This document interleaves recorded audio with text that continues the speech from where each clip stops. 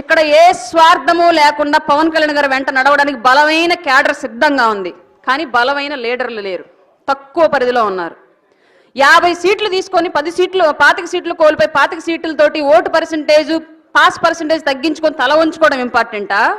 తీసుకున్న టికెట్లు ఏవైనా సరే 100% స్ట్రైక్ రేట్తో గెలిచి పొత్తులో ఉన్న పార్టీని ప్రతిపక్షంగా ఉన్న పార్టీని భయపెట్టి ఇది మా దమ్మని చెప్పి చూయించుకోవడం ఇంపార్టెంటా?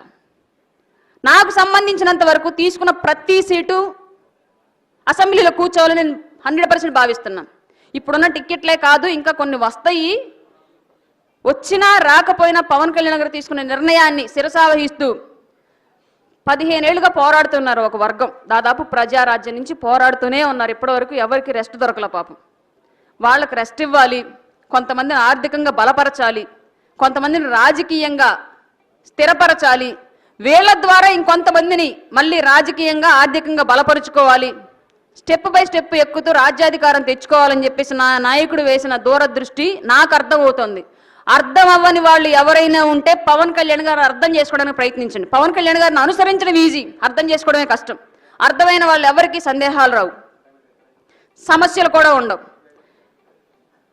హంతకులను నమ్మి నడుస్తున్న క్యాడర్ను ఈ రాష్ట్రంలో ఒక నిస్వార్థ పరుని నమ్మి నడవడానికి ఎందుకు ఆలోచిస్తున్నాం? తప్పు ఎవరి దగ్గర ఉంది? మన దగ్గర ఉందా, ఆయన దగ్గర ఉందా?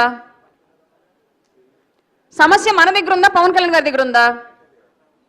రాష్ట్రంలో ఇవాళ ఒక కులం కోసం పార్టీ పవన్ కళ్యాణ్ గారు పెట్టలా, ఒక వర్గం కోసం పవన్ కళ్యాణ్ గారు పెట్టలా, ఒక ప్రాంతం కోసం పవన్ కళ్యాణ్ గారు పెట్టలా.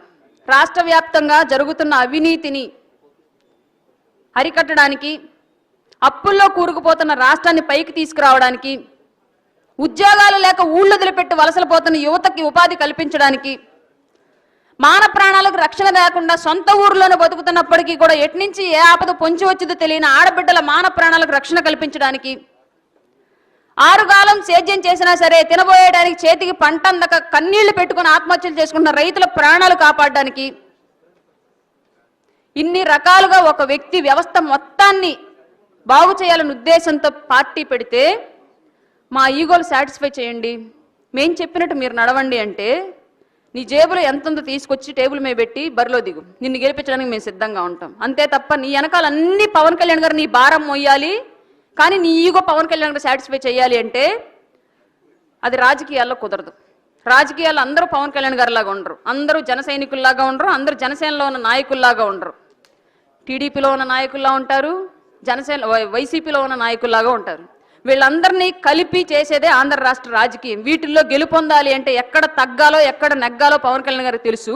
ఆయన ఏం చేసినా ఆయన వెంట నిలబడ్డానికి, ఆయన గెలిచే అంతవరకు కూడా ఆ జెండా కింద పడకుండా పైనే పెట్టి పోరాడడానికి అందరూ సిద్ధంగా ఉండాలని చెప్పేసి మనస్ఫూర్తిగా కోరుకుంటూ 24 ఎన్నికలు అనేవి రాష్ట్ర చరిత్రలో అటు నెగిటివ్గా కానీ ఇటు పాజిటివ్గా కానీ మర్చిపోలేని హిస్టరీ లిఖిస్తాయి. గుర్తుపెట్టుకోండి, జగన్మోహన్ రెడ్డి చేసేంత అరాచకం ఇంకెవడూ చేయలేడు, ఉమ్మడి పార్టీకి వచ్చేంత మెజారిటీ ఇంకెప్పుడు రాబోదు. అలాంటి పరిస్థితిని మనం ఈ కళ్ళతో చూడాలి.